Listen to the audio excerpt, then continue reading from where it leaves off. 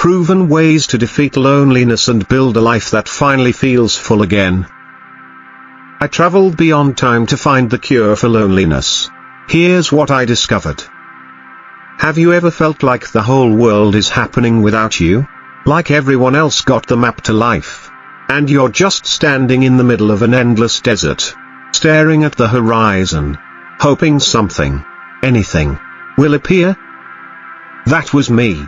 I was surrounded by people, a full calendar, smiles in every mirror I passed.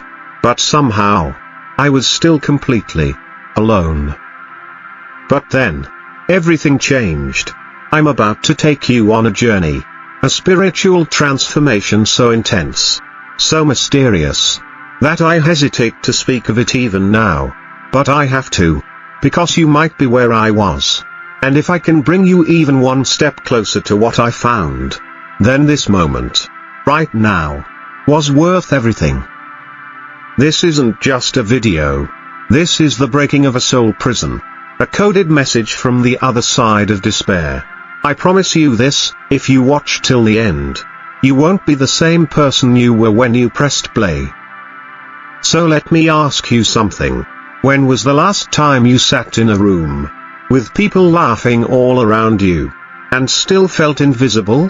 Not ignored. Invisible. Like a ghost dressed in skin. That's where it started.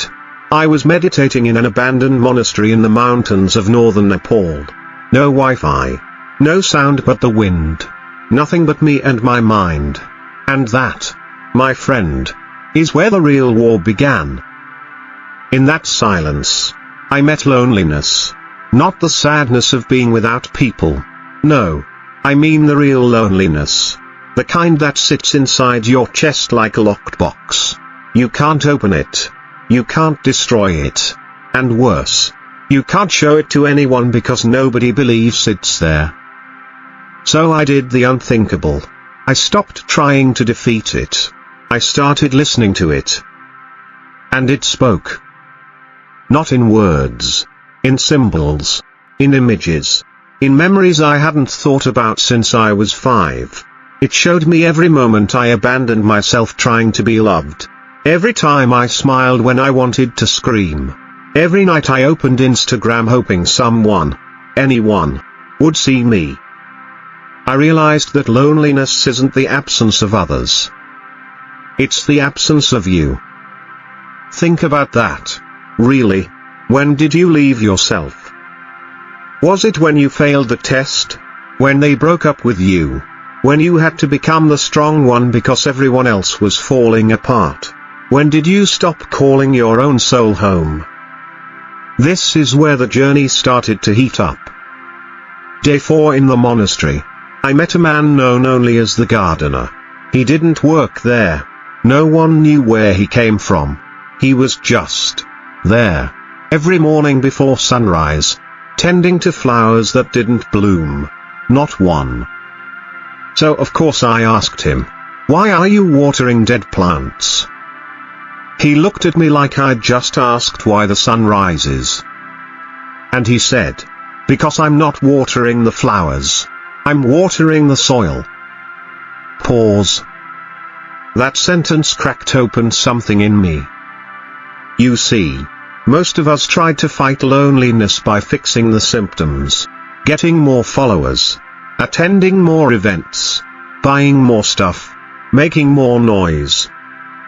But the gardener, this quiet, strange, probably immortal man, showed me something profound. The problem wasn't the flowers, it was the soil.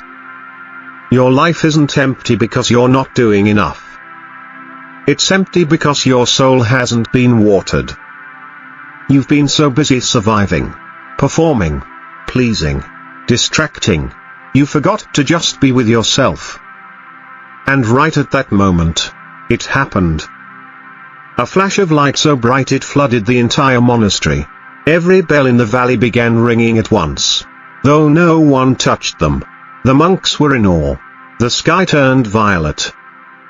And the gardener whispered, "It has begun." I still don't know what it was. But that night, I dreamed of a door. not a metaphorical one. A real door. Old. Carved with strange symbols. Behind it, I could hear a voice calling my name. Not my literal name. My soul name. A name I'd never heard before, yet instantly recognized. And when I awoke, my chest ached. Because I remembered. There is a part of you, of all of us, that knows the way out of loneliness. It always has. But it's been trapped behind that door, waiting for you to return. Let me ask you something else. What are you really afraid of finding when you're finally alone with yourself? Because here's the paradox: loneliness isn't caused by solitude. It's caused by your resistance to solitude. When you stop running, when you sit long enough to listen, you will find the most sacred presence in the universe was always there, your own. But the gardener didn't let me rest in that revelation. No. The next day, he gave me something strange. A scroll, wrapped in gold string, and he told me, "This is your prescription, but you must follow it in exact order." Inside were 5 instructions. 1. Speak your truth to someone who cannot help you. 2.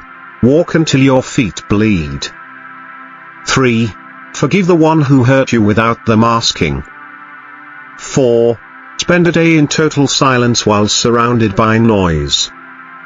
5. Give away the thing you're most afraid to lose. Sounds insane, right? But I did them. All 5.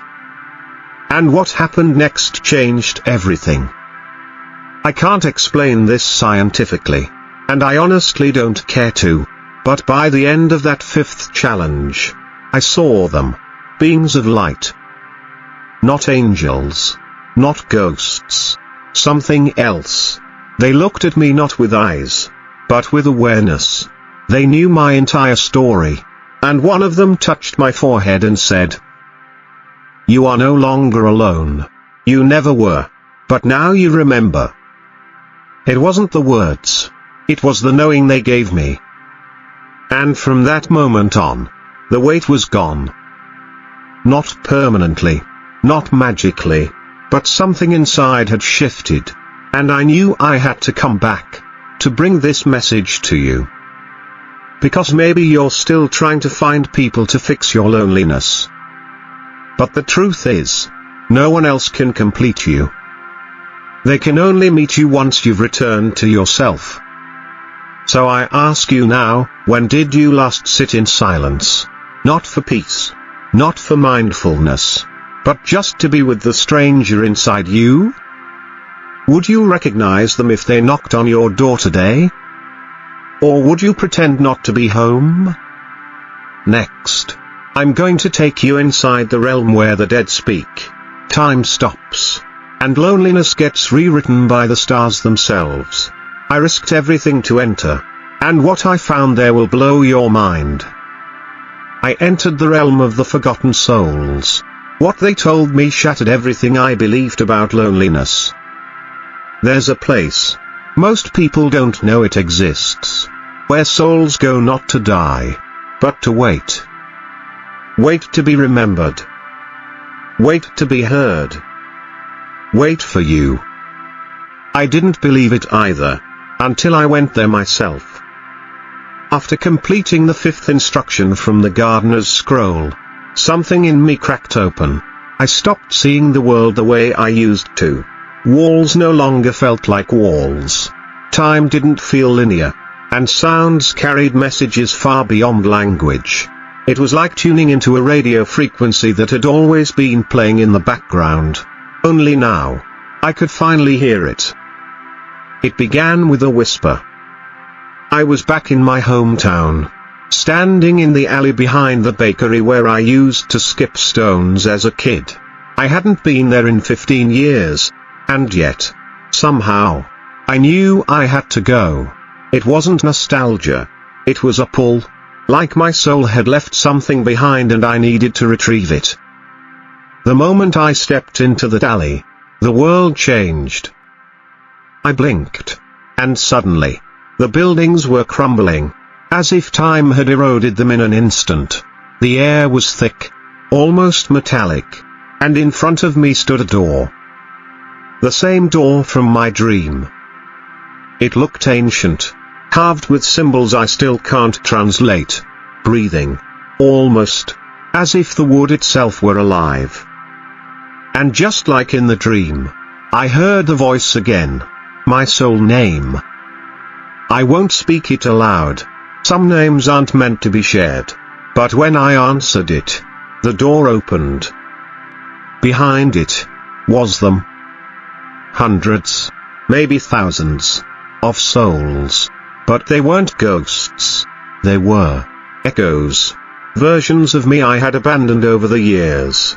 The child who was told to man up. The teenager who swallowed his panic attacks so he wouldn't be weird. The lover who dimmed his light to keep a relationship alive. The artist who stopped painting because his father said it was a waste of time. All of them, waiting. And the moment I saw them, I collapsed to my knees. I didn't cry. I howled. Because I realized something gut-wrenching. Loneliness isn't that you have no one. It's that you've left too many pieces of yourself behind. And those pieces are still there, waiting for you to come back for them. Each soul echo walked toward me, not with judgment, with longing. And one by one, they stepped into my chest, reuniting, reclaiming, healing me in ways therapy, books, podcasts, none of them ever could. It was like feeling myself come back into color after living in grayscale for decades. Suddenly, the room shifted. I was no longer in the alley. I was standing in a circular temple, walls covered in mirrors, but none reflected my current face. Each mirror showed me a version of who I could have been if I had made different choices. The healer, the monk, the father, the poet, the man who never left his hometown, the one who never gave up on love. They looked at me, not with regret, but with encouragement. And a voice said, not a human voice, but one made of thunder and silence all at once. Which of these are still possible? Which ones have you declared impossible too soon? I want you to sit with that. Which versions of yourself did you bury before they even had a chance to breathe? Are they really dead? Or are they just waiting for permission? That was the next phase of the spiritual journey, resurrection. Not of the body, of potential. We don't just get lonely because we're isolated from others. We get lonely because we've been exiled from our own possibilities. Let me tell you what happened next, because this is where it gets truly insane. The mirrors shattered, not violently, gracefully, like autumn leaves falling in reverse.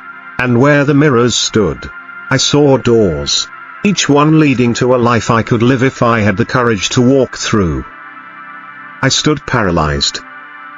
Because here's the thing, loneliness can become familiar, safe. You begin to build your house there. You decorate the pain. You give names to the ghosts. And suddenly, leaving that state becomes scarier than staying. But the gardener's voice echoed in my mind. The soul is not afraid of being alone. It is afraid of being forgotten. I chose a door. The one with the faint scent of paint and firewood behind it. I don't know why. It just felt right. When I walked through, I found myself in a cabin deep in the woods. Inside was a man who looked just like me, but older, calmer, wiser. He was painting, humming, and the moment I stepped in, he turned and said, "Took you long enough." This was the me who never abandoned his creativity, who stayed in solitude long enough to fall in love with it, who wrote songs for no one and poems for the wind. And we talked. I asked him, "Aren't you lonely out here?" He said, "Only when I forget who I am." I asked him, Don't you ever wish you had more people around? He smiled. No, I only wish I had met you sooner. Let that sink in. Maybe the cure for your loneliness isn't another person. Maybe it's finally sitting down across from the version of yourself you left behind, and saying, I remember you. I'm sorry I left. I'm here now. That night, in the cabin, we did something wild. We buried a box filled with everything I no longer needed: guilt, old stories, inherited shame, and a list of people I was trying to impress who didn't even like themselves. We lit a fire and danced. Just me and me. And as we danced, the cabin faded, the fire turned to stars, and I was floating in a vast, endless space, surrounded by constellations shaped like moments I had forgotten. My grandmother's voice, the way I used to laugh as a kid, the feeling of climbing trees barefoot. And I wept. Not from sadness. From fullness. Because this was what I had been searching for. Not people. Not love. Not attention. But remembrance. To remember who I was before the world told me who to be. To remember that I am never truly alone if I'm with my whole self. So I'll ask you again, with no judgment, only love. Who did you become in order to survive? And who is still waiting for you to come home? This is not about isolation. This is about integration. Wholeness is the real antidote to loneliness. And you don't have to go to Nepal or open mysterious doors to begin. You can start right now. Close your eyes, breathe, and whisper to yourself, I am listening. You may be surprised who answers. But listen, I'm not done yet. Because what happened next shattered even my understanding of reality. As I drifted in that star-filled space, a light approached me, massive, endless, intelligent. It wasn't God. It wasn't a being. It was consciousness itself. It spoke in a way that didn't use words, but if I had to translate, it said, the moment you fully accept your aloneness, the universe will no longer keep you alone. And then it showed me something terrifying. My future. 3 versions.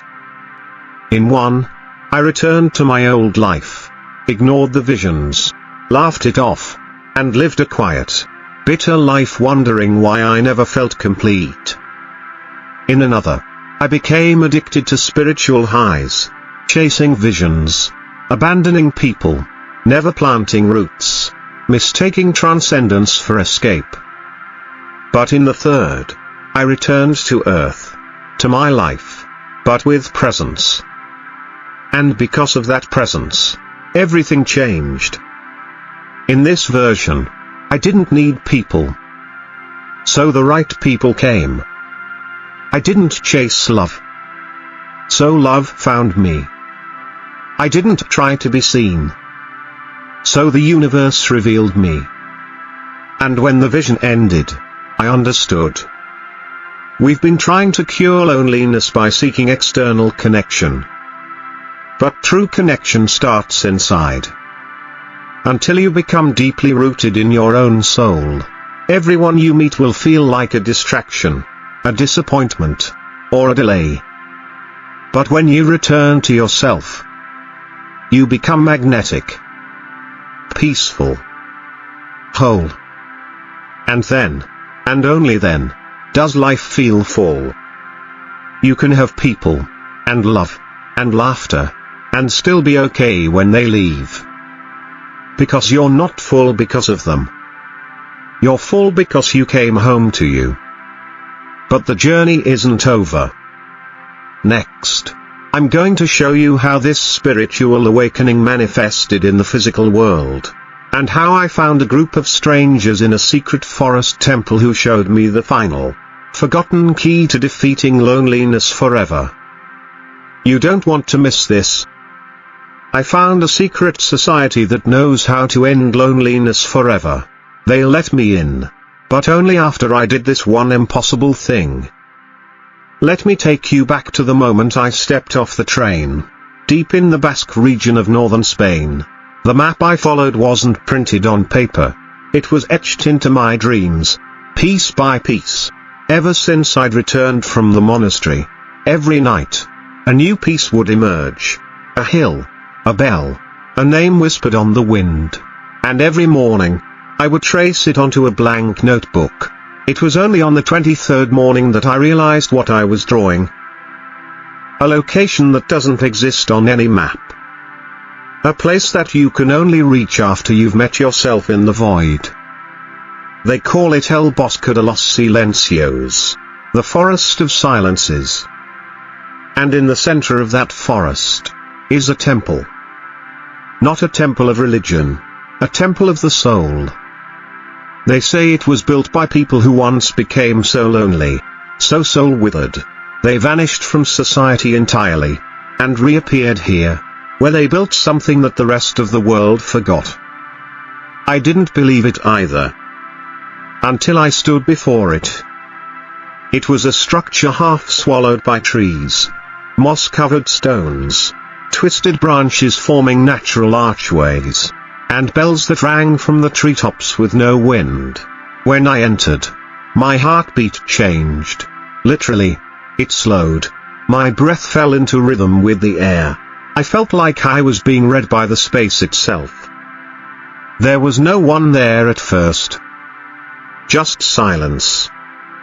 Then, from the shadows, they emerged. A group of 10 figures. Not monks. Not priests. Just people. All ages. All backgrounds. One of them wore a business suit with no shoes. Another held a baby. One had paint on her hands. Another walked with a cane made from what looked like carved bone. But their eyes. Those eyes were ancient. They didn't ask why I was there. They already knew. They didn't ask my name. They already heard it. Instead, the eldest, a woman with hair like falling ash, walked up to me, took my hands, and whispered, "You've come to remember what the world trained you to forget." I didn't respond. I couldn't. My body was shaking. She led me deeper into the temple, downward. Each step felt heavier, like I was descending into my own unconscious. At the bottom, we entered a room lit by a single flame in the center. This was the ritual of reunion. But they warned me, you may not return the same. Once you remember, you cannot unknow. I agreed, because I had to know. And here's what happened. They formed a circle around me, began chanting, not words, but frequencies, vibrations that seemed to echo inside my spine. And then, I was gone. Not unconscious, but gone, dissolved. I was a child again, sitting alone at lunch, staring at other kids who never waved back. Then I was 20, watching the person I loved walk away without looking back. Then I was 30, successful, admired, applauded, but numb. Every lonely moment of my life replayed in stunning detail, but not from my eyes, from others' eyes. I saw the moments I felt rejected, and saw how the other person was hurting too. I saw the silences I mistook for abandonment were just moments people didn't know how to help me. I saw the loneliness I blamed on the world was often me refusing to let the world in. And when I emerged from the vision, I was sobbing, not from pain, but from clarity. The final secret was revealed. Loneliness is not something that happens to you. It's something you carry, until you decide to put it down. And that decision is not made with your mind, it's made with your soul. It happens in the instant you forgive yourself for not knowing better. When you stop expecting others to complete you. when you realize you were never missing anything. The forest temple dwellers taught me something else that day. That there are 3 proven paths to defeat loneliness.